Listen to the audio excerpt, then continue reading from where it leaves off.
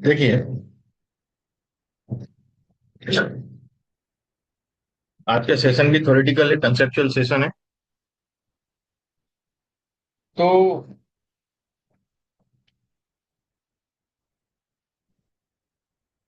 कल हमने एक तो डिस्ट्रीब्यूशन देखा था, है ना। दूसरा था कल मेजर ऑफ सेंट्रल टेंडेंसी देख लिया था। आज हम बात करने वाले हैं डिस्पर्सन की। ठीक है, तो तीसरा मेजर है। और इसके बाद देखेंगे कि इससे कैसे हम पता करते हैं कि कौन सा वेरिएबल कितना इंफॉर्मेटिव है। ठीक है।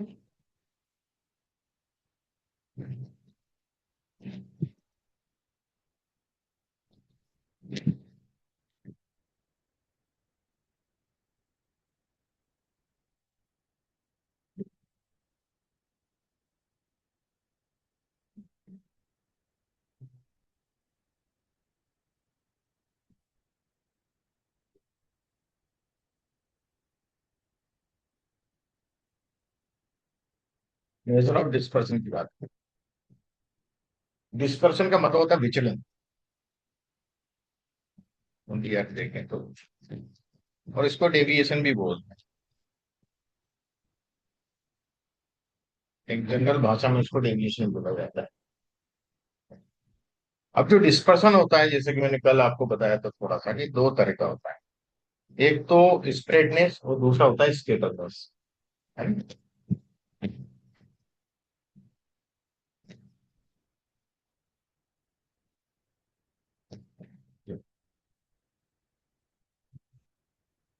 स्प्रेडनेस का मतलब होता है फैलाव, और स्केटरनेस का मतलब होता है बिखराव।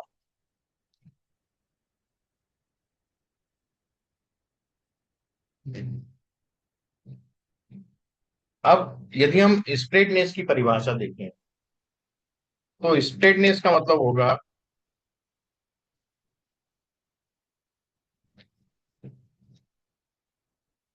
द डिस्टेंस, या डेविएशन कुछ भी बोल सकते हो, मैं डिस्टेंस वर्ड यूज कर रहा हूँ। Distance between two specific points.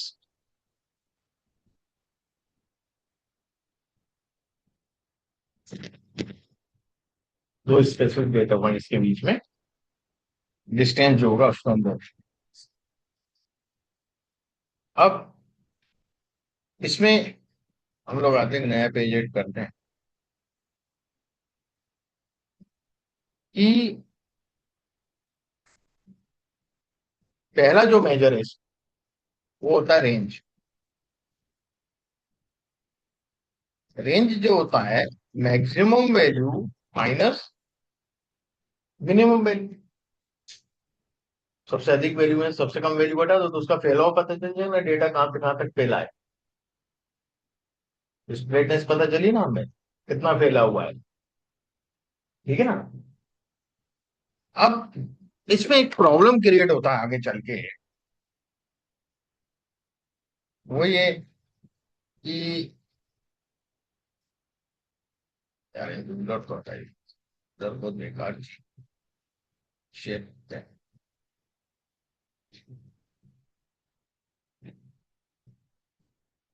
बदल लेते हैं फिर।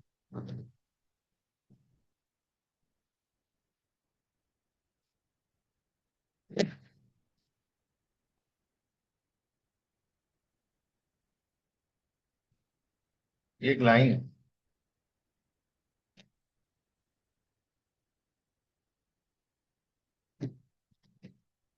जीरो है,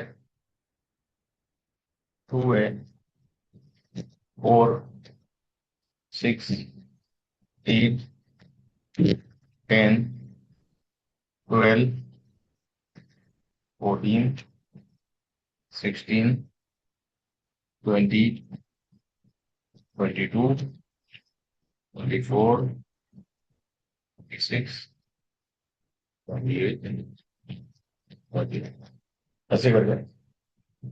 अब देखिए ये क्या है, मैं आपको बताऊं। इधर एक खेत राम सिंह का, एक खेत श्याम सिंह का। तो राम सिंह का खेत यहां से यहां तक,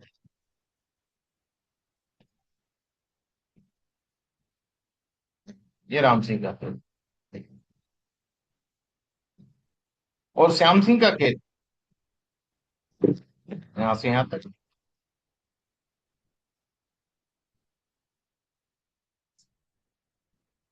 अब इन दोनों को अपने मोड़ा की शादी कर, दोनों के मोड़ा हुए शादी लाए, है ना। ये लड़की वाले के घर पहुंचे साहब। हम्म। गांव में क्या होता है, कदकाठी है लड़के की, ये देखा जाता है कितने भाई है और कितनी जमीन है ना, बाकी कुछ नहीं देख। और लड़का फाइनल हो जाता। अब दोनों राम सिंह श्याम सिंह की यदि हम रेंज देखें क्या आती है, तो वो देखिएगा।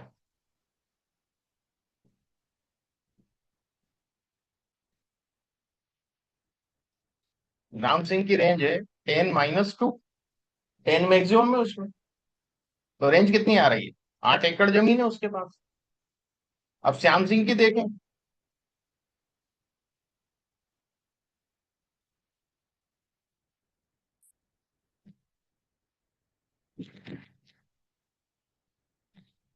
28-20 कितनी है, 8 एकड़ है।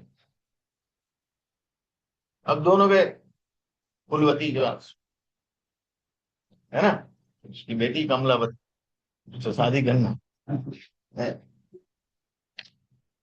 पहले राम सिंह है, उन्होंने कहा हमारा मोड़ा है, ऐसे उम्र का है, मोड़े को साथ लेके गए, देखा पैसा है अच्छा, 8 एकड़ जमीन है, इकलौता ही लड़का है, आगे पीछे कोई नहीं लगते, एक ही हो गया। तो श्याम सिंह है, वहां भी सेम कहानी थी, वो तो लड़का है, 8 एकड़ जमीन है।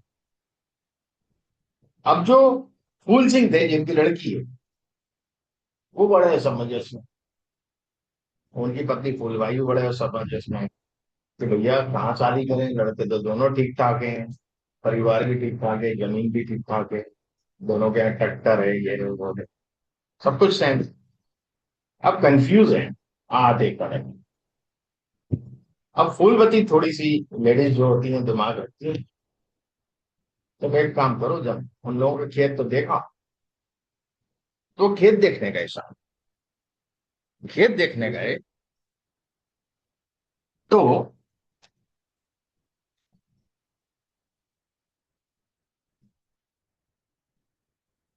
उन्होंने ये देखा यहाँ सुपर कॉरिडोर निकल रहा है साहब।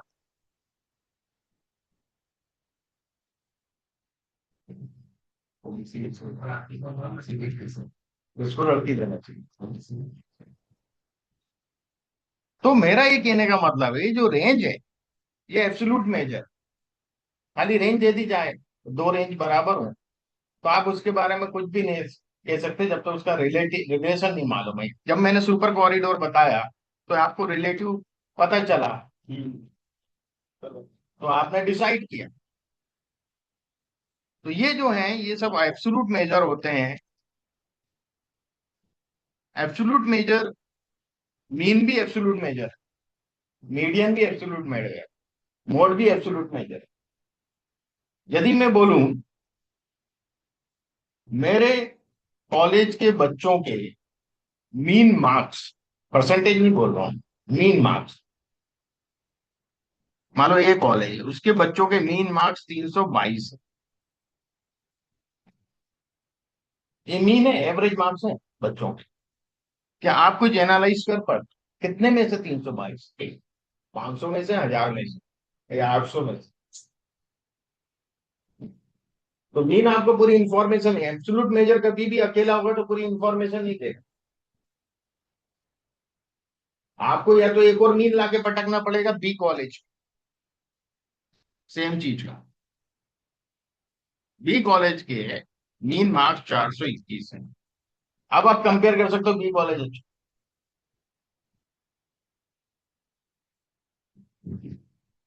अकेले मीन से नहीं कर पा रहे, दो मीन हुए तो कंपेयर कर पा रहे। Is it clear? Single statistics काम ही नहीं करती एब्सोल्यूट मेजर में। दो स्टेटिस्टिक चाहिए, या तो उसी तरह की दो या और कोई और स्टेटिस्टिक, तब आप कोई डिसीजन ले सकते। तो अब क्योंकि ये एब्सोल्यूट मेजर है तो हमें कोई रिलेटिव मेजर चाहिए जिससे हम पता कर पाए कि भाई कौन सा चीज ओरिजिन के करीब है, कौन सी चीज ओरिजिन से दूर है। ओरिजिन ये है, इससे करीब कौन सा है और इससे दूर कौन सा है।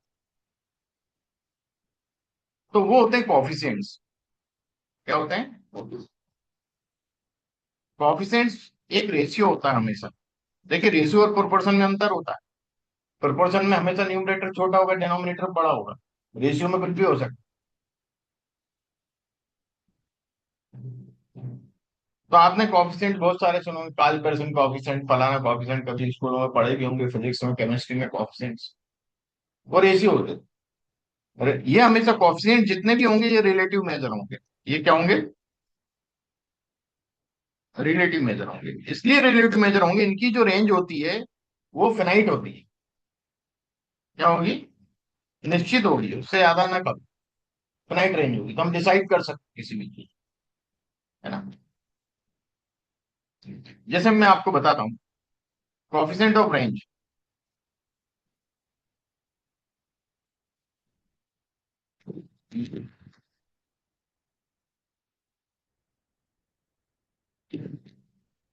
मैक्सिमम माइनस मिनिमम, ये तो रेंज होती है। और नीचे आ जाएगा मैक्सिमम प्लस मिनिमम।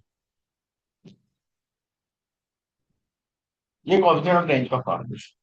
और ये बिलोंग करेगा हमेशा जीरो, जीरो से वन के बीच में।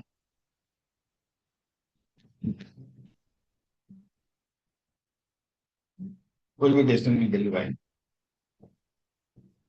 अब हम एक चीज और देखते हैं, इसका कोएफिशिएंट रेंज निकालते हैं।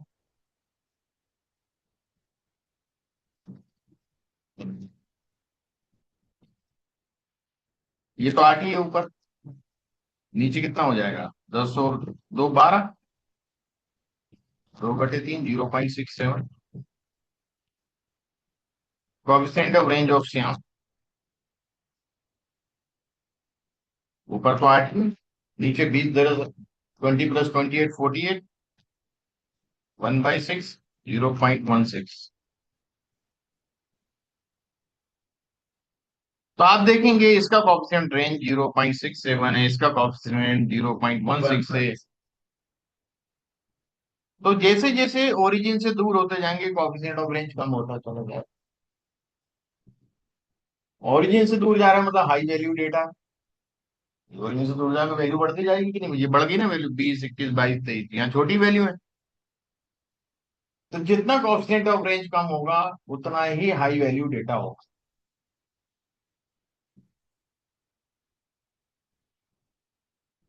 यदि हमें कोएफिशिएंट ऑफ रेंज दिया, मान लो आपको दो कंपनी का ऑफर लेटर आए, है ना। एक एक्स कंपनी का, एक वाई कंपनी का, दोनों कंपनी ऑलमोस्ट सेम लोकेशन पे है। एक्सपोर्ट। एक बोलता है कि हमारे कंपनी के एम्प्लॉय की सैलरी का कोएफिशिएंट ऑफ रेंज 0.35 है। और एक बोलता है हमारी कंपनी के रेंज जो है 0.48 है, कोएफिशिएंट ऑफ रेंज सैलरी का। तो आप किसको प्रेफर करेंगे, एक्स को वाई? एक्स को प्रेफर करेंगे, वाई को? एक्स। एक्स को प्रेफर करेंगे, कोएफिशिएंट ऑफ रेंज का, मैं मतलब high value data, high salary मिलती होगी यहाँ लोगों को। High value data. जब हम आगे करेंगे एल्गोरिथम टेक्निक वगैरह ये सब चीजें आएंगी वहाँ, कोएफिशिएंट ऑफ रेंज आएगा, कुछ भी आएगा तो आपका इंटरप्रिटेशन तो मालूम होना चाहिए, ये क्या कहना चाह रहा है। हाई वैल्यू डेटा है, लो वैल्यू डेटा तो पता है। What it. बहुत सी स्टेटिस्टिक्स मिलेंगी आपको साथ में रिजल्ट में, तो आपको हर स्टेटिस्टिक्स का इंटरप्रिटेशन मालूम होना चाहिए, एक आइडिया लगना चाहिए ये किस तरह की डेटा की बात कर रहे हैं। What it. समझ में आ गया। इंटरव्यू का क्वेश्चन पूछा जाता है, एज का कोएफिशिएंट ऑफ रेंज और सैलरी का कोएफिशिएंट ऑफ रेंज, किसका ज्यादा हुआ किसका कम।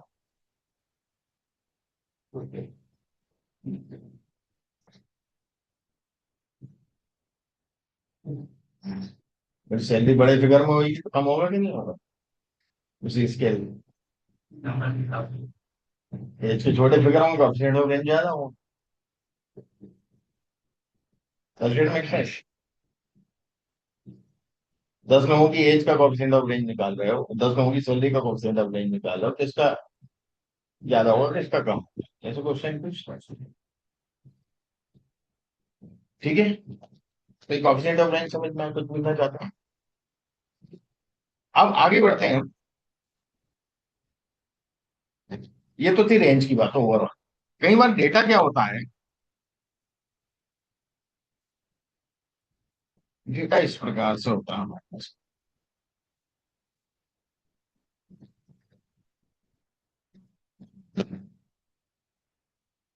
डेंस डेटा खाली बीच में होता है 50%।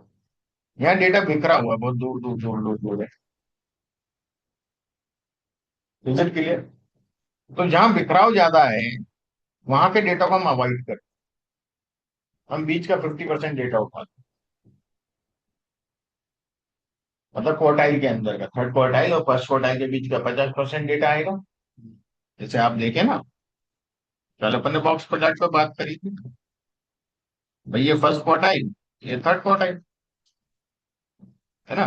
यदि ये बहुत लंबा है और यहाँ ये भी बहुत लंबा है इस बॉक्स से, ये जो बॉक्स बना है बॉक्स की हाइट, तो ये बहुत ज्यादा डेटा बिखरा हुआ है, स्केटर्ड है। इधर भी डेटा स्केटर्ड है, डेंस नहीं है। बात समझ में आ रहा है मेरा। तो ये डेटा हमें सही इंफॉर्मेशन नहीं देगा,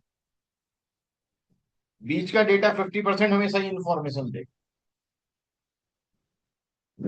तो हम क्या करते हैं, इंटर क्वार्टाइल रेंज लेते हैं, इस तरह के डेटा में रेंज ना लेके इंटर क्वार्टाइल रेंज, जिसको बोलते हैं IQR। क्या बोलते हैं, और ये जो होता है Q3 माइनस Q1, कोई डेफिनेशन ही मैंने ये लिखा इस ब्राइटनेस की, दो स्पेसिफिक पॉइंट के बीच का डिस्टेंस। पहले स्पेसिफिक पॉइंट है मैक्सिमम मिनिमम, अब स्पेसिफिक पॉइंट है Q3 Q1। अंडरस्टैंड। कोई भी दो स्पेसिफिक पॉइंट, तो स्पेसिफिक पॉइंट पहले अपन रेंज के लिए मैक्सिमम मिनिमम लेते हैं, इसके लिए Q3 Q1 लेते हैं। तो इसका भी इंटरप्रिटेशन वैसे ही होता है जैसा रेंज का होता है, इसका भी कोफिशिएंट होता है।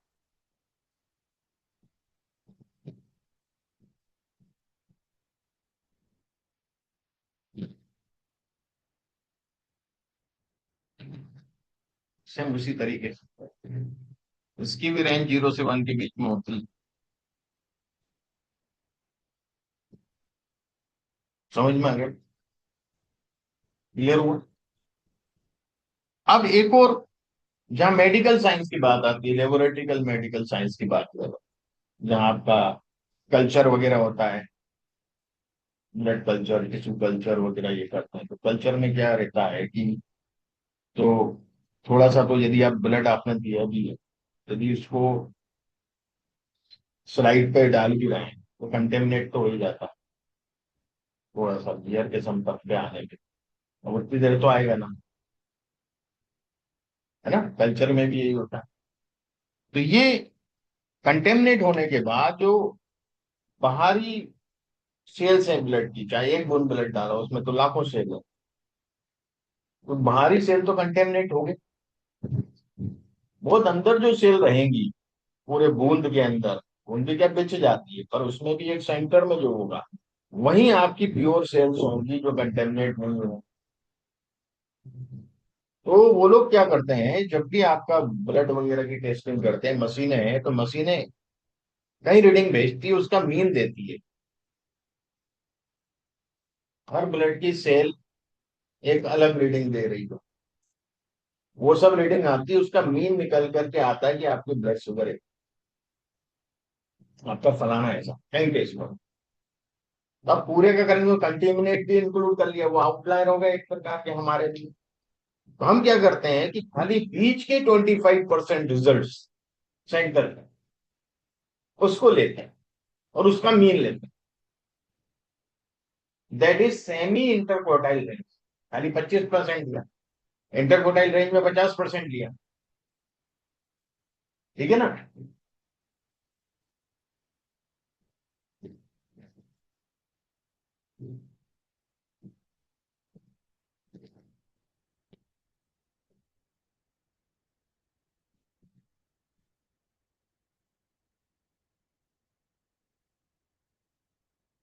इसका एक नाम और, क्वार्टाइल डेविएशन।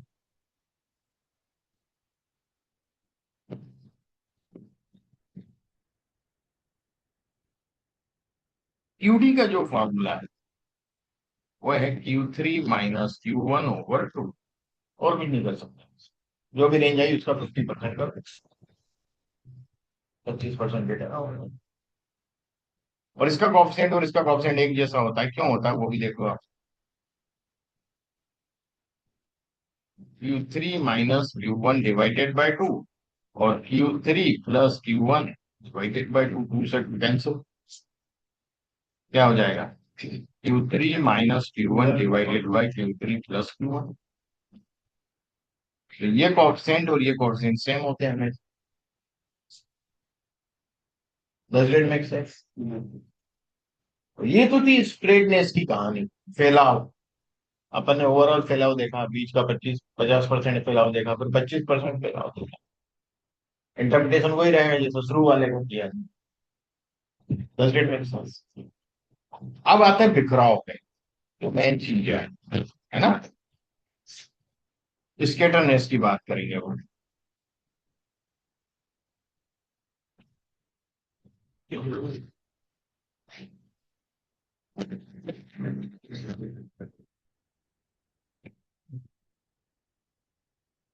क्या वो बेटा? बिखराव। अब बिखराव क्या होता है? कोई भी नंबर है, मान लो मैंने ये लिखे,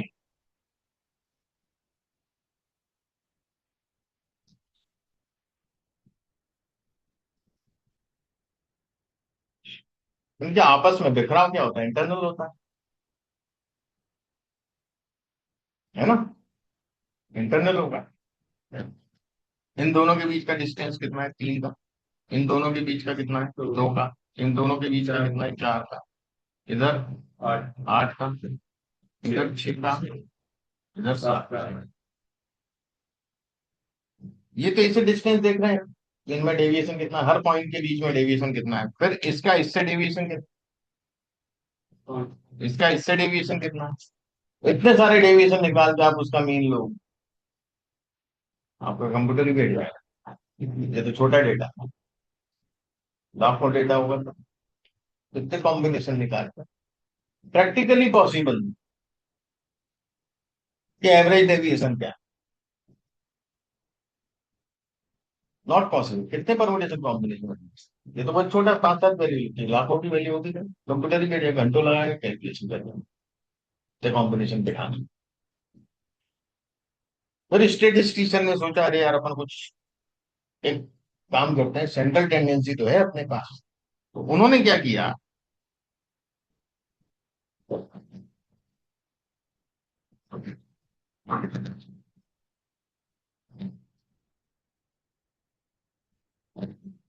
ये स्टेटिस्टिशियन ने, ये डेटा है हमारा, और इस डेटा में यहाँ कहीं पे मीन आ रहा है एक्स बार, यहाँ पर कहीं मोड आ रहा है, और यहाँ पर कहीं मीडियम, और ये वैल्यूज हैं। ये मेरा x1 है, ये x2 है, ये x3 है, x4 ऐसे करके xn तक मेरे पास डेटा है, n डेटा पॉइंट्स। तो उन्होंने दिमाग लगाया, क्यों ना हम एक सेंटर टेंडेंसी सब डेटा पॉइंट का डेविएशन देखें, डिस्टेंस कितना आ रहा है, जिसका खाली मीन से देख रहा हूँ अभी, इसका इसका हर डेटा पॉइंट का। डिस्टेंस देखो तो एन डिस्टेंस मिलेंगे, एन डेटा पॉइंट से तो कितने होंगे डेविएशन, एन मिलेंगे ना मुझे, उनका सम कर लें और उसका मीन निकाल लें हर डेटा पॉइंट में। तो इसके लिए फॉर्मूला क्या होगा, x i minus x bar, x आई यानी एक्स वन में से एक्स बार घटा है, एक्स टू में से एक्स बार घटा है, एक्स थ्री में से एक्स बार घटा है, एक्स फोर में से एक्स बार घटा है, फिर उसका समेशन कर लिया जो भी डेविएशन आया, और समेशन करके जब उन्होंने जोड़ा, जीरो बटे सम हटाया, तभी भी जोड़ लो, कोई भी डेटा लो उसका मीन निकालो, मीन से डेविएशन करके जोड़ोगे ना सर जीरो देगा। तो पगला है कि नहीं, ये समेशन ही जीरो आया तो मीन भी जीरो आएगा, इनसे डिवाइड करोगे। बोला ये तो क्या चीज है यार, मतलब आप मीन से किसी भी डेटा का डेविएशन सम करोगे। आप प्रैक्टिकल करके देख लेना, 10 वैल्यू लेना, 5 वैल्यू लेना, 7 वैल्यू लेना, उसका मीन निकालना और उसमें से वो वैल्यू में से मीन घटाते जाना, जो आए उसका सम करना, वो जीरो ही आएगा। पहले आप क्या करें यार, उसमें से पहला एक काम करो यार, ये जो अपन डिफरेंस निकालते हैं ना उसमें कुछ नेगेटिव आता है, कुछ वैल्यू मीन से बड़ी होती है तो वो तो पॉजिटिव आएगा, जो मीन से छोटी होंगी तो मीन के पहले नेगेटिव साइन लगाए तो नेगेटिव देगा, कुछ नेगेटिव होती है कुछ पॉजिटिव होती है, इस कारण से जीरो हो जाता है। पहले अपन सबको पॉजिटिव कर दो तो कुछ तो वैल्यू आएगी समेशन। तो उन्होंने क्या किया, एब्सोल्यूट वैल्यू ले ली, दिख रहा, डार्क करूं थोड़ा सा, एब्सोल्यूट वैल्यू ले। अब एब्सोल्यूट में पॉजिटिव आएगा कुछ ना कुछ, नेगेटिव है नहीं, नेगेटिव वाला पॉजिटिव होता है और पॉजिटिव पॉजिटिव ही रहता। भाई -5 का एब्सोल्यूट वैल्यू क्या होगा, 5 होगा, और 5 का भी एब्सोल्यूट वैल्यू 5 ही होगा, सब पॉजिटिव हो गए, और इसको एन से डिवाइड कर दिया, तो ये कुछ ना कुछ तो देगा। इसको उन्होंने बोल दिया मीन एब्सोल्यूट डेविएशन, क्या नाम दिया, मीन एब्सोल्यूट डेविएशन। अरे वाह यार क्या है?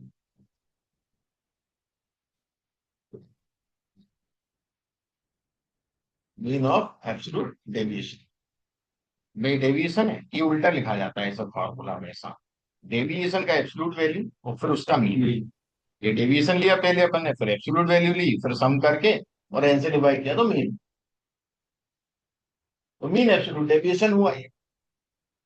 अब ये बड़े खुश, बोला ये तो अपन तीन तीन निकाल सकते हैं, हम इसको एक्स आई माइनस मीडियन से भी निकाल सकते हैं, हम मोड से भी निकाल सकते हैं,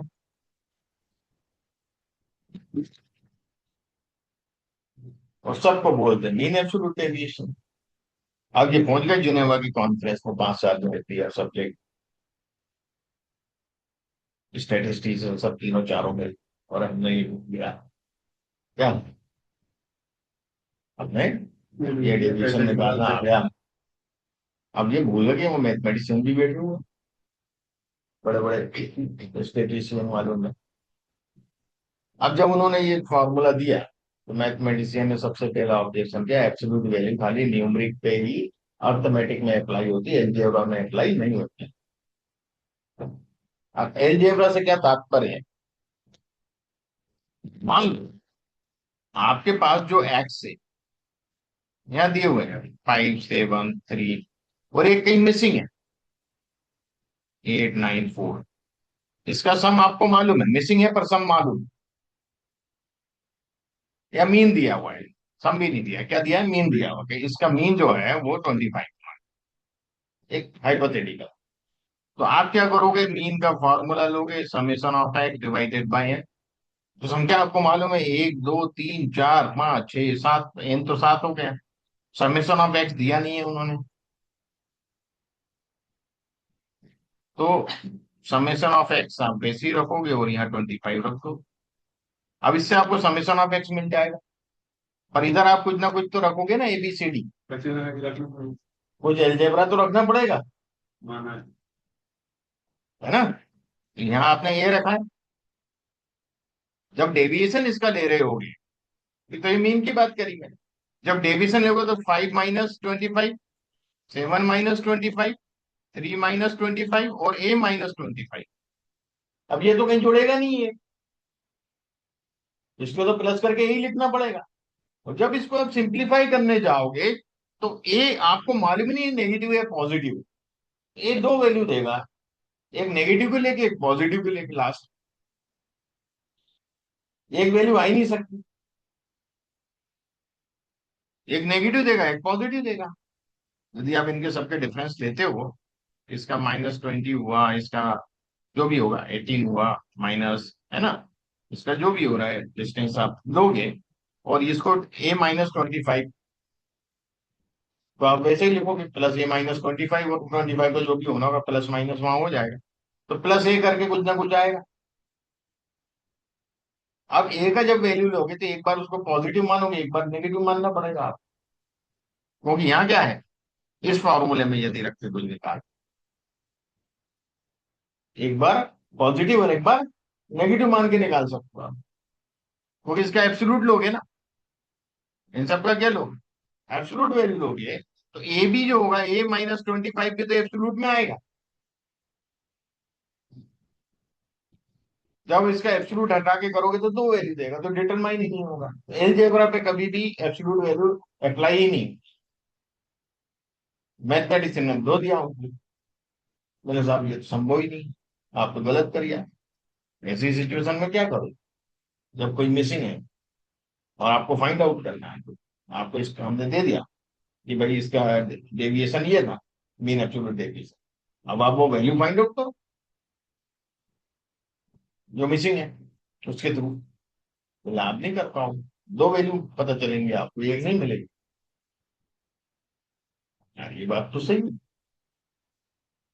इसलिए जिसमें तीन गलतियां निकाली उन्होंने, पहली तो ये निकाली, दूसरी कहने लगे कि आपकी ये जो रिजल्ट जब भी आने वाला है इसका, कोई भी हो चाहे मीन चलो किसी से भी हो, ये पॉजिटिव ही आएगा क्योंकि एब्सोल्यूट वैल्यू है, पॉजिटिव रिजल्ट देगा। डेविएशन जो होता है, विचलन जो होता है, एक पेंडुलम है, दोनों तरफ डेविएट होता है कि नहीं होता है, तो दोनों तरफ डेविएशन होना चाहिए, मीन के ऊपर भी उतना डेविएट हो, नीचे भी उतना ही डेविएट हो। ये तो वन डायरेक्शनल हो गया, प्लस ही होगा, खाली ऊपर ही डेविएशन बताएगा। जैसे ये मीन है, ग्राफ है, मीन के ऊपर ही डेविएशन बता रहा है ना ये, मान लो 25 मीन है और 5 का डेविएशन है तो +5 ही आएगा ये, भाई -5 थोड़ी बता रहा है ये। एक ही वैल्यू दे रहे हैं ना प्लस में, दोनों तरफ यही नहीं डेविएशन, उन्होंने कहा यूनिडायरेक्शनल है। तीसरा कहने लगा भैया ये तीन तीन सेंट्रल टेंडेंसी ग्राफ जब पढ़ रहे हो, मेड कहीं भी लिखोगे तो पता चलेगा किसी को कि ये कौन काय से निकाला गया है, मीन एब्सोल्यूट डेविएशन ऐसे लिखोगे किसी को पता ही नहीं चलेगा मीन से निकाले, मीडियन से निकाला, मोड से निकाला। कहने लगे स्टैंडर्ड लाओ कुछ। अब साहब वो आ गए बेचारे, 5 साल फिर इंतजार, उन्होंने स्टडी करी, तो उन्होंने देखा कि यार अपन -2 का स्क्वायर करते हैं तो 4, और 2 का स्क्वायर करते हैं तो 12 हो रहा है। मतलब ये सही है यार, ये तो एल्जेब्रा में भी अप्लाई होता है, मैथमेटिकली थोड़ी एल्जेब्रा में भी अप्लाई होता है, मतलब ये कर सकते हैं। तो उन्होंने xi - x बार का एब्सोल्यूट ना वैल्यू ना लेके स्क्वायर ले लिया, जो भी डेविएशन आया उसका स्क्वायर कर दिया, स्क्वायर करने के बाद उसका समेशन कर लिया, जोड़ लिया पूरे को, स्क्वायर वाली टर्म्स को, और एन से डिवाइड कर दिया।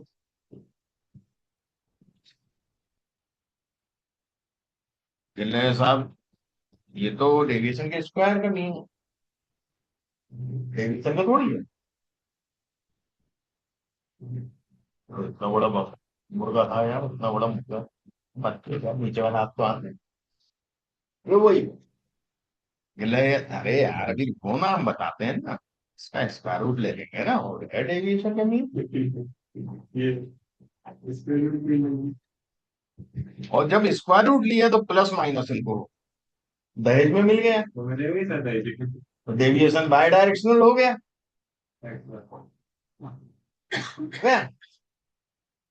ऐसे ये डेविएशन बाय डायरेक्शनल हुआ, इसको नाम दिया स्टैंडर्ड, क्योंकि उन्होंने बताया स्टैंडर्ड बना के लाओ, तो क्या हमने नाम ही रख दिया स्टैंडर्ड डेविएशन।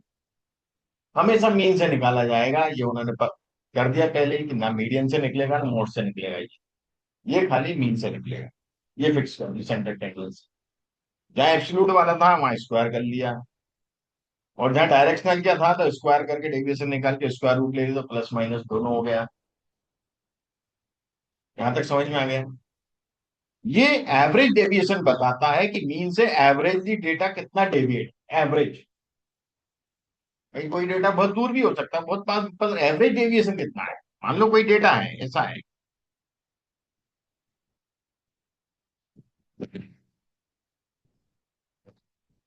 तो इसका एवरेज डेविएशन की यदि हम देखें, बात करें, तो वो ये हुआ, एवरेजली इतना डेविएट है, यहाँ कहीं मीन है। अब कोई डेटा दूर भी है, कोई डेटा पॉइंट भी है।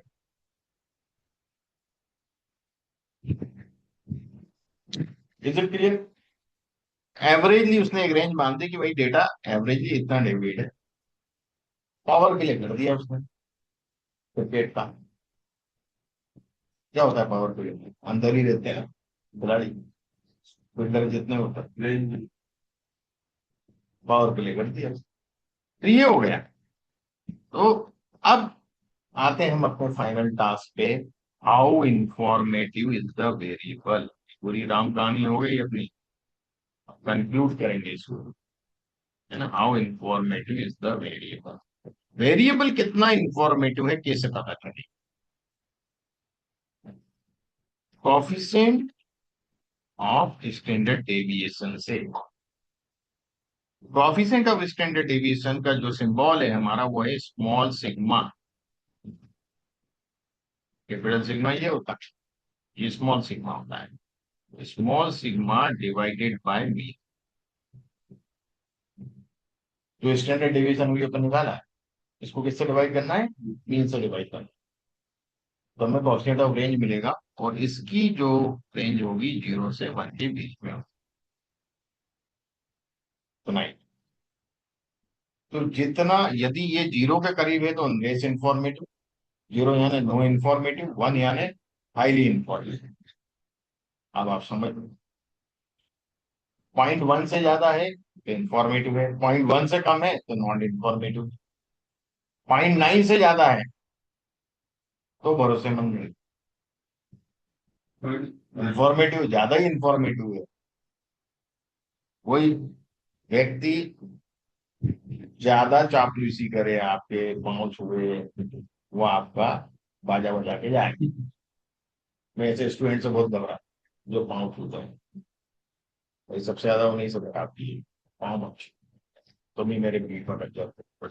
और वो पाए, उन्हीं ने वो पाए जो ज्यादा झुकते थे, जो नहीं झुकते उन्होंने कभी नहीं। मेरा तजुर्बा रहा। तो जो जितना ज्यादा इंफॉर्मेटिव है, आउटलायर दे सकते, जैसे चैट जीपीटी एल्यूसिनेट करता है कि नहीं करता, इज मोर इंफॉर्मेटिव। तो जो चीज पता नहीं होगी वो भी कहानी बना के डाल।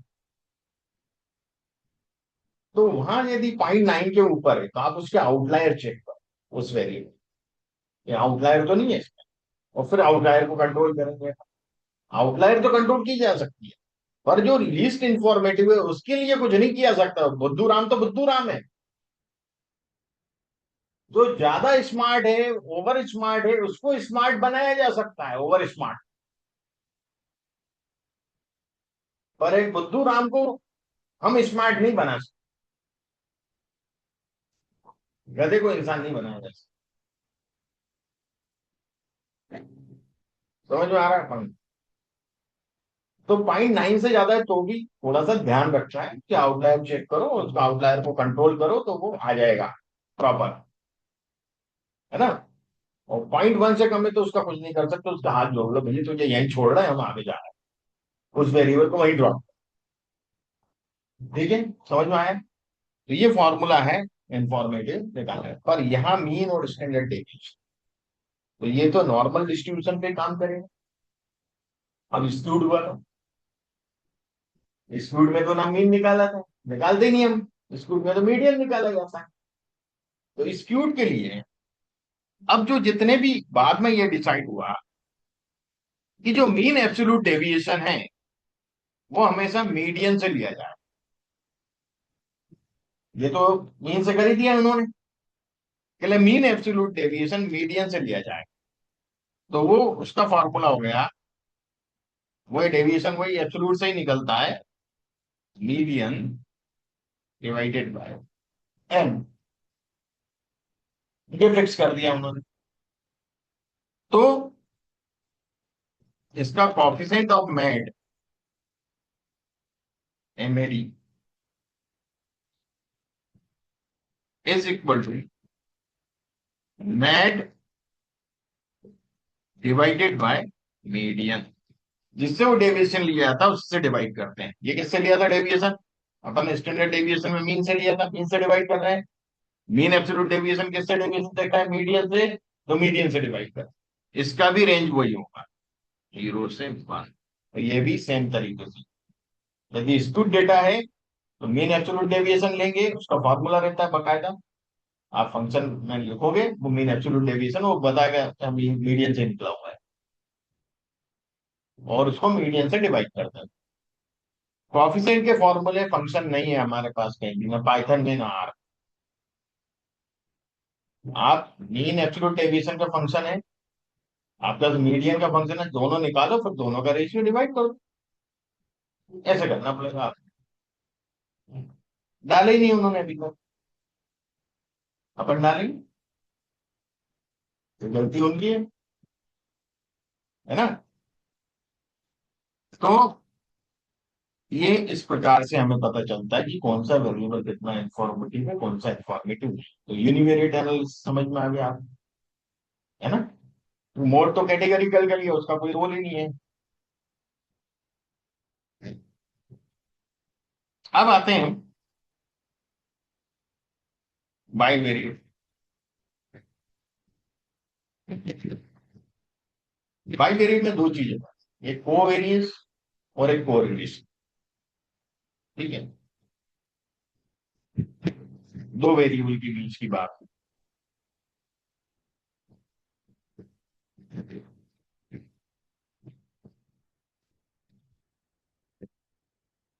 कोरिलेशन को कोरिलेशन कोएफिशिएंट भी हो, जिसकी फिनाइट रेंज हो। कोवेरियंस वैसी है जैसे रेंज, है ना। ये क्या होता है, एक्स और वाई दो वेरिएबल होंगे आपके पास, तभी तो होगा ना बाइवेरिएट।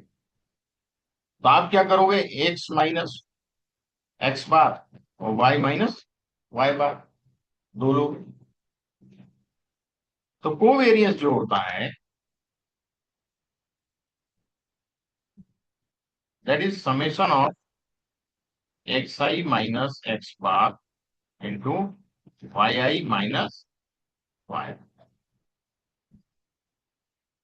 ये जो निकालेंगे इनको मल्टीप्लाई करके एक कॉलम बनाएंगे और फिर उसका समेशन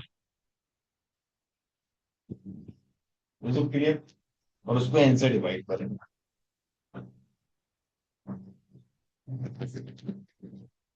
ये कोवेरियंस की वैल्यू भी जो होती है वो इन्फिनाइट कुछ भी हो सकती है। ये हमें पॉजिटिव नेगेटिव डायरेक्शन देता है खाली, है ना भाई। मान लो ये आया -5, ये आया 2, ये आया -3, ये आया -2। तो minus into plus minus, minus into minus plus, ऐसे करके होगा ना। अब इसमें जो वैल्यू ज्यादा, माइनस वाली ज्यादा है उनका सम ज्यादा है और प्लस वाली का सम कम है, तो क्या आएगा, नेगेटिव आएगा या पॉजिटिव आएगा। तो ये हमें इससे खाली डायरेक्शन पता चलता है प्लस या माइनस का, कि पॉजिटिव कोवेरियंस है या नेगेटिव रिलेशन है। बस रिलेशनशिप में ये पता चलता है पॉजिटिव या नेगेटिव, दोनों दोस्त हैं या दुश्मन, ये पता चलता। उसकी वैल्यू से हम कुछ डिटरमाइन को कि एब्सोल्यूट है। जैसे मीन का मैंने बताया था एब्सोल्यूट है, रेंज एब्सोल्यूट है, कोवेरियंस एब्सोल्यूट है। तो वैल्यू से कोई, आप वैल्यू कुछ भी आए आप उसमें कुछ भी डिसाइड नहीं कर सकते। इसीलिए फिर कोरिलेशन कोएफिशिएंट आया जिसको कोरिलेशन बोलते हैं। ठीक है ना।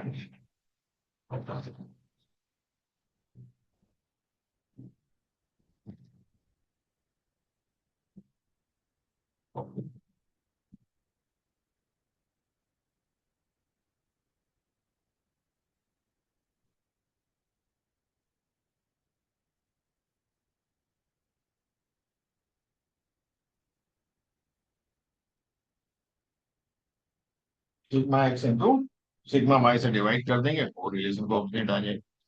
और इसका -1 से 1 के बीच में। ठीक है। अब इसको यदि हम समझे, ये -1 है, ये +1 है, ये +1 है, ये -1 है, ये आपका 0 है। 0 है ना, नो कोरिलेशन, कोई भी कोरिलेशन नहीं। ठीक है। यहाँ -0.25, -0.75, यहाँ भी -0.2, ये +0 और ये +0.7। तो यदि इसके बीच में यदि कोरिलेशन आ रहा है प्लस में, तो ये आएगा आपका weak correlation, weak positive correlation, weak positive. इधर आ रहा है तो मॉडरेट पॉजिटिव कोरिलेशन, इधर आ रहा है तो स्ट्रॉन्ग पॉजिटिव, और +1 आ रहा है तो परफेक्ट कोरिलेशन। 32 के 32 गुणेंगे क्या?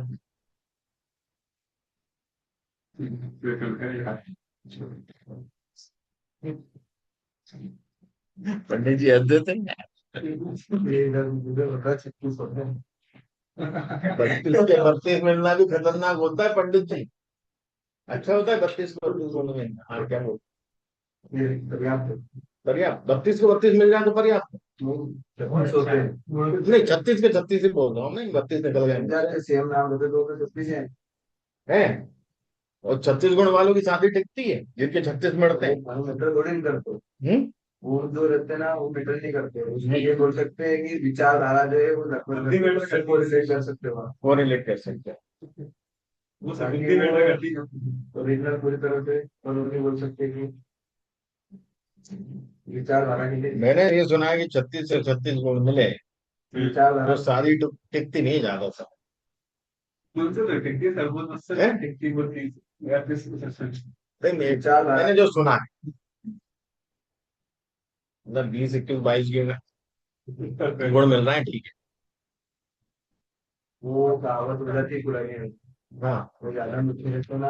हाँ मस्ती रखेगा, वही सेम जैसे होंगे ना, तो वो झुकना चाहेंगे, दोनों झुकना नहीं चाहेंगे, दोनों के ईगो क्लच करेंगे हमेशा, एक समान लोगों के होता ही है। अलग अलग नेचर करेंगे, एक फ्लेक्सिबिलिटी रहेगी, एक नरम स्वभाव का, एक गर्म स्वभाव का, एडजस्ट हो जाएंगे। समान होंगे तो एडजस्ट नहीं हो सकते, है ना।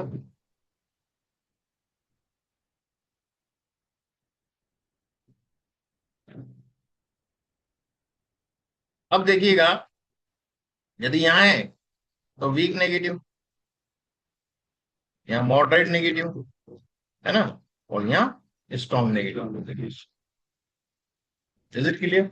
और -1 परफेक्ट नेगेटिव। ये इंटरप्रिटेशन होता है इसका। ये हो गया बात। ठीक है। तो थ्योरी में अभी अपन बाइवेरिएट पे इसको खत्म करेंगे, आगे फिर थ्योरी चालू होगी मल्टीवेरिएट की और प्रोबेबिलिटी की, और इन्फ्लुएंशियल वाली पार्ट, है ना, हाइपोथेसिस उसकी टेस्टिंग, उस पर बात करेंगे। तो ये ओवरऑल चीज हमने देखी कि भाई रिलेशन यदि दो में बन रहा है तो कैसा बन रहा है ना।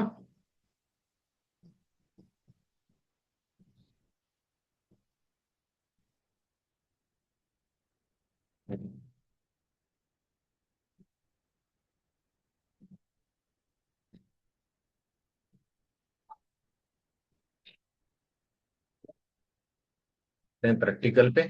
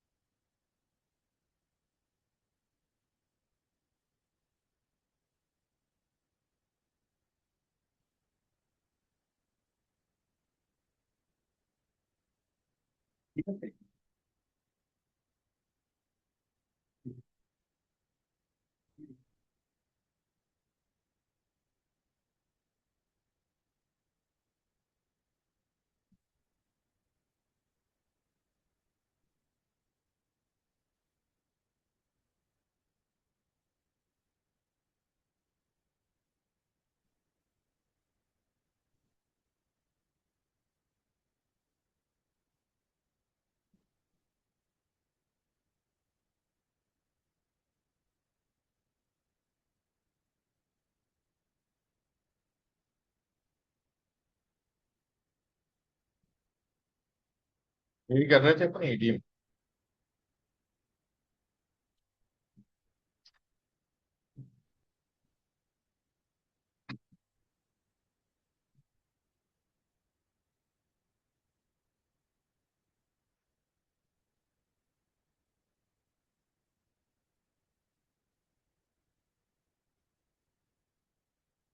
अपन ईडीए में से कस्टमर कॉपी किया था, ईडीए बनाया था, data set, data frame, EDA का dot duplicate reset index through किया था हमने, है ना।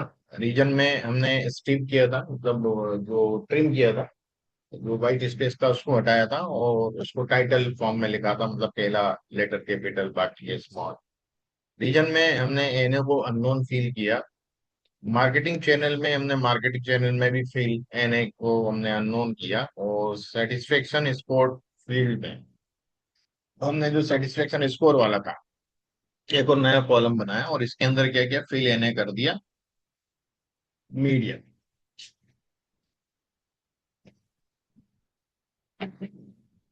ये हो गया था हमारा। अब यहाँ देखें तो यहाँ उसने फिल कर दिया। हमने इससे पूछा कि अब बता दे भाई कितना, सेटिस्फेक्शन स्कोर में तो 40 नहीं रहेगा, पर इसका नया कॉलम बनाया हुआ 0 हो गया।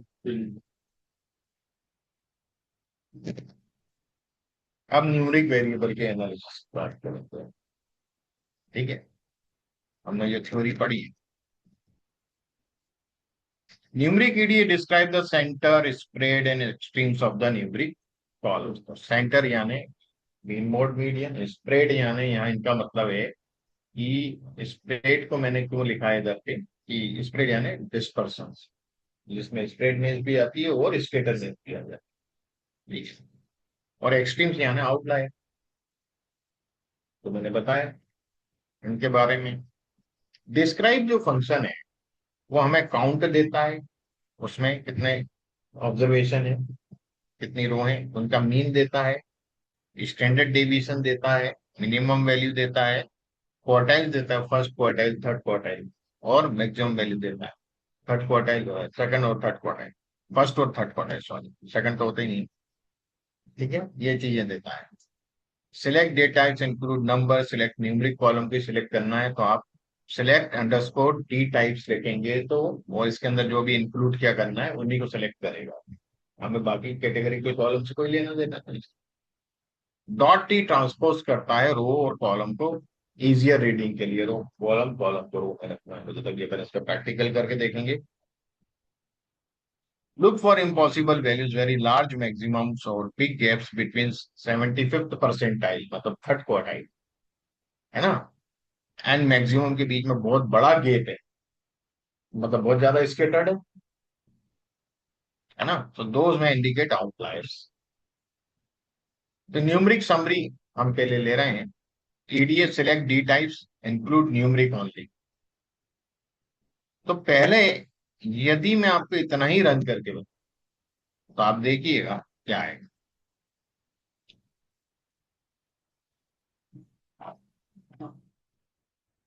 एज है, ये है, ये सब दे रहा है ना, ये न्यूमरिक सिलेक्ट की है इसने। अब मैंने एक डॉट टी हटा दी, तो डेटा देखा है मैंने आपको। अब डॉट टी हटाया, खाली डिस्क्राइब। तो डिस्क्राइब में क्या दे रहा है, काउंट ये दे रहा है, मीन ये दे रहा है, किसका, कस्टमर आईडी का, इससे कोई लेना देना नहीं है। हम यहाँ एज का देखेंगे, भाई 250 ऑब्जर्वेशन है, एज का मीन कितना है, 2 का 38 साल 12 महीने, मतलब 38.2 महीने नहीं। स्टैंडर्ड डेविएशन 11.98 है। ऐसे सबका दे रहा है ये। पर ये टेबल ऐसे में अच्छी नहीं लग रही, ऐसे में यदि प्रिंट करके दूंगा रिपोर्ट में तो बड़ा मुश्किल होगा। तो मैं क्या कहूंगा, डॉट टी करूंगा। डॉट टी का मतलब ट्रांसपोज कर देगा, रो को कॉलम में बदल देगा, कॉलम को रो में बदल देगा। तो आप देखिएगा, दिस इज बेटर। ये दे दिया, कस्टमर आईडी का पूरा ऐसे में दिख रहा है, एज का ऐसे में दिख रहा है, ऑर्डर्स का ऐसे में दिख रहा है, oriented, it is better than that. Row को कॉलम में बदल दी, कॉलम को रो में बदल, रिपोर्टिंग स्टाइल पे। Does that make sense?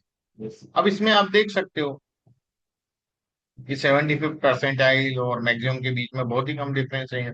यहाँ बहुत ज्यादा डिफरेंस है। एवरेज ऑर्डर वैल्यू में 233 है, 233, और यहाँ 1250। यहाँ सब जगह कम ही है देखो। यदि हम मिनिमम देखें, 21.7 से 21.6 से, फिर 120.57 है, 169 पॉइंट है, और फिर ये। तो मुझे यहाँ भी गैप ज्यादा दिख रहा है, और यहाँ भी गैप ज्यादा दिख रहा है। आउटलायर मुझे संभावना है दोनों तरफ हो सब, ऊपर तो ही, नीचे का भी देखना पड़ेगा। तो एवरेज ऑर्डर वैल्यू का यदि मैं बॉक्स प्लॉट बना के देख लूं,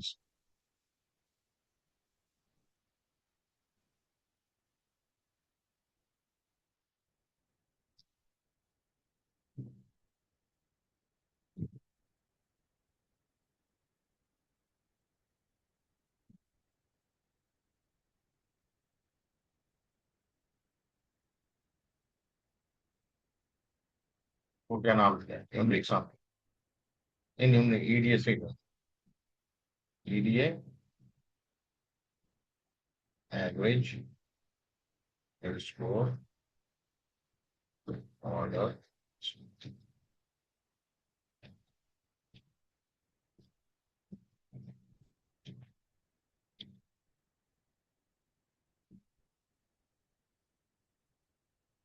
ऊपर है नीचे नहीं। कितना आउटलायर है देखो ना, ये आउटलायर है, इसको तो नहीं भी मानोगे चलेगा, ये पॉइंट इतने दूर नहीं। पर ये तो आउटलायर है, प्योर दिख रही है हमें।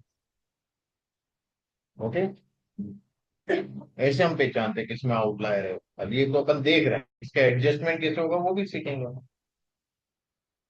अभी अपने डुप्लीकेट रो हटाई कहाँ, ड्रॉप करी क्या? अभी अपने देखी थी क्या, ड्रॉप भी करी थी, ड्रॉप करी है शायद, फंक्शन लगाया था, ड्रॉप डुप्लीकेट तो करी। बाकी के अपन ने नहीं किया, अननोन भर दिया, ये मिसिंग वैल्यू भरना सिखा दिया हमें, कोई वैल्यू भर सकते हो, कुछ भर सकते हो, मीडियन भर दिया। अब इसमें और भी तरीके होते हैं वैल्यू भरने के, वो भी अपन देखें। तो इस प्रकार से हम अंदाजा लगा सकते हैं वैल्यू से। मैं खाली ये बताना चाह रहा था, ये जो वैल्यू के गैप से आप अंदाजा लग गया हमें कि आउटलायर है, हमने चेक कर लिया है। ठीक है।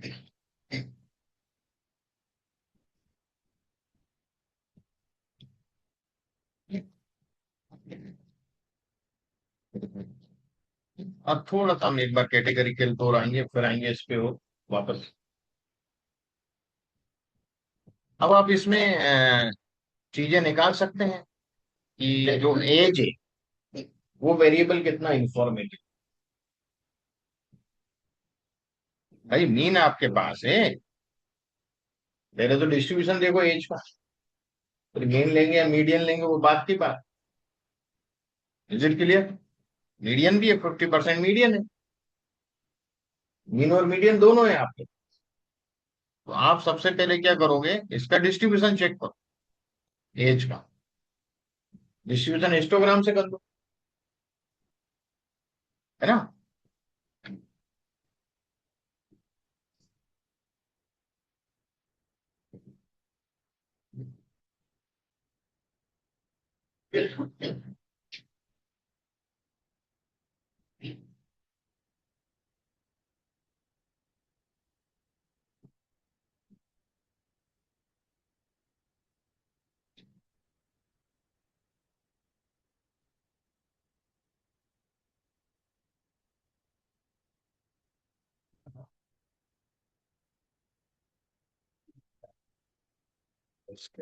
इस पे से आया था, आगे बढ़ाया बनाया अपन तो।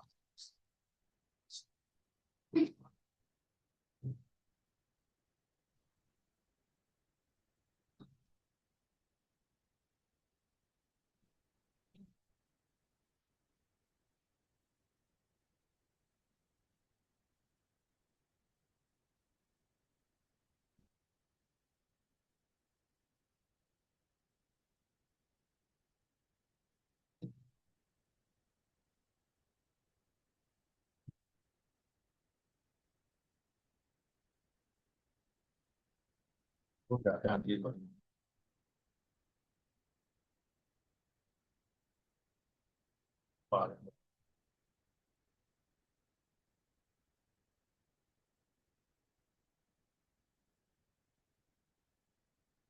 कई बार आर के कोड लग जाते हैं क्या?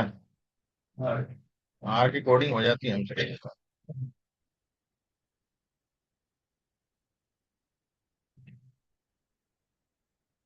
11 वाला कोड लिख दिया ना मैं। आर में उल्टा जाता है काम। आ गया। तो आर में आपकी कोड आर का ऐसा रहता है पहले ही आता है।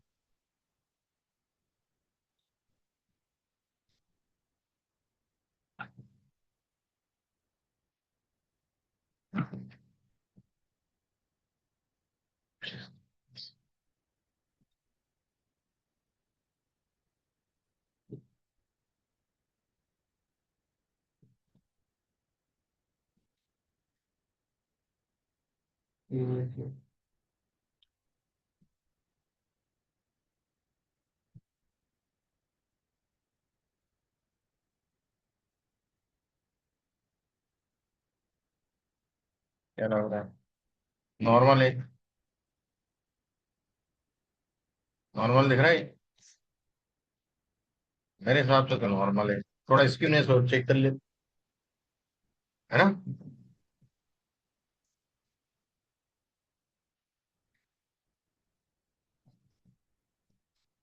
0.3, 0.5 से कम।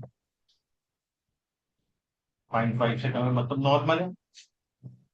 तो नॉर्मल तो है। तो हम अब इंफॉर्मेशन के लिए हम क्या करेंगे? हमारे पास इसका एज का मीन है 38.12 और स्टैंडर्ड डिवीजन है 11.98।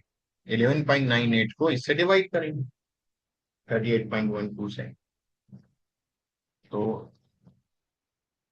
इधर ही कर देते हैं हम, इसी के नीचे 11.12 डिवाइडेड बाय वही 11.98, है ना? Divided by 38.12।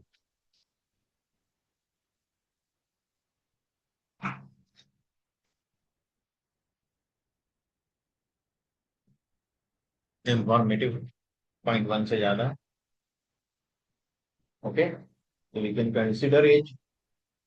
समझ में आए? एज को कंसिडर कर सकते हैं।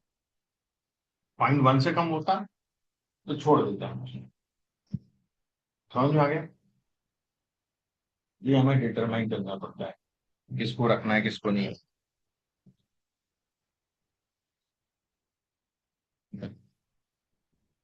ऐसे ही आप बाकी वेरिएबलों पे चेक कर सकते हैं, नहीं वेरिएबल के, है ना? एक कौन इंफॉर्मेटिव है कौन नहीं है। डिस्क्रीट को छोड़ देना, कंटिन्यूअस होना चाहिए। जैसे ऑर्डर वैल्यू कंटिन्यूअस है, सेटिस्फेक्शन स्कोर कंटिन्यूअस नहीं है, 1 2 3 4 5 दिया है ना? Is it clear? वो इतना कंटिन्यूअस नहीं है, उसको टोटल स्पेंड ले लेना, इसका निकालना है। तो यहीं से मीन और वो सब मिल रहा है, पहले उसका डिस्ट्रीब्यूशन चेक कर तब डिसाइड कर। ठीक है।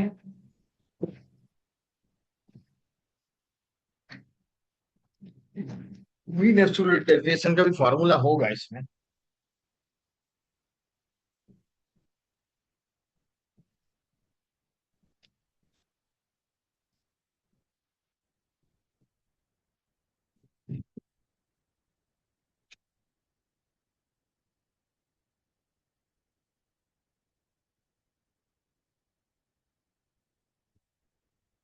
एब्सोल्यूट डेविएशन का फार्मूला इसमें है, देखना पड़ेगा। आर में तो है, इसमें भी होगा मीन एब्सोल्यूट डेविएशन।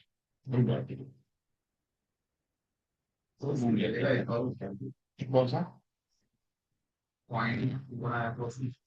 ये आपका स्टैंडर्ड डेविएशन और ये मीन, है ना? अब हमने जब ग्राफ देखा, स्क्यूनेस जब चेक करी, पहले तो स्क्यूनेस हमने यहाँ चेक करी, पहले तो ग्राफ देख लिया था इसको ग्राम से, और हमने कंफर्म करने के लिए भाई स्क्यूनेस भी चेक कर लेते हैं। तो स्क्यूनेस आ गई थी 0.36, 0.5 से कम आई, -0.5 से +0.5 के बीच में होगा तो नॉर्मल डिस्ट्रीब्यूशन होता है, नॉर्मली डिस्ट्रीब्यूटेड है, नॉर्मली डिस्ट्रीब्यूशन हमें पता चल गया। अब हमें क्या निकालना है भाई, मीन और स्टैंडर्ड डेविएशन, वो अपन डिस्क्राइब से निकाल ही चुके, खाली उनका रेशियो अपन ने बना के डाला और पता चल गया कि इंफॉर्मेटिव है कि नहीं, 0.1 से ज्यादा इंफॉर्मेटिव है। इसमें -0.5 से हाँ, बनता है। अब जैसे देखिएगा मैं आपको बता रहा हूँ एक और बात, ये जो आउटलायर वाला है इसको भी देख, है ना, आउटलायर वाला क्या है अपना average order value, average order value का कितना है आपका, इसमें स्टैंडर्ड 132.78, है ना, मैं यही लिखता हूँ 132.78 डिवाइडेड बाय 195.5,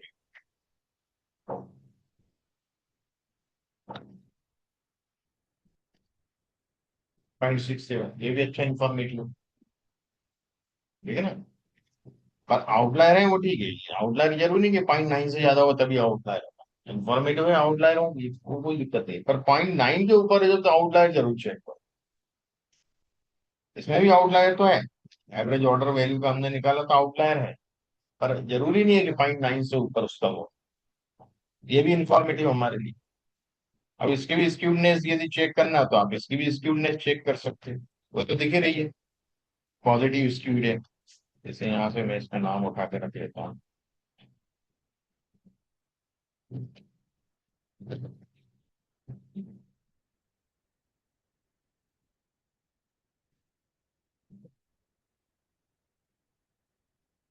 हाईली स्क्यूड है, 4.05, 1 से ज्यादा, आउटलायर हटाओगे तभी कंट्रोल में आएगा, है ना, 1 के अंदर लाना है। इसके भी ट्रीटमेंट देखेंगे अपन कल कि कैसे हम इसको कंट्रोल में लाएंगे, ठीक है। मैंने इसलिए इसके अंदर 2-3 वेरिएबल लिए, पर ऐसे लिए कि जो थोड़े आड़े टेढ़े हों, देखो ठीक करें, ठोक पीट के, है ना, सीधे सीधे वेरिएबल हो तो कोई मतलब ही नहीं। तो आज कहीं वाइंड अप करें भाई, 8:55 तो हो गए।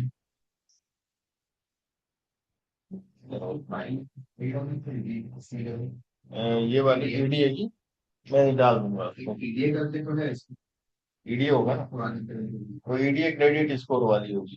डाल देना, ये है ये तो नहीं ये नहीं है, ये अलग, ये डाल दूंगा। हाँ जी, अभिषेक, जय किशन, यस सर। आया समझ में आज का। हाँ सर।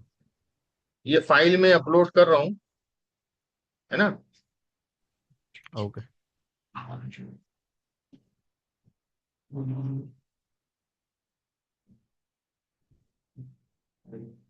ये आपको मिल जाएगी अभी, है ना, एक अपलोड कर देता हूँ।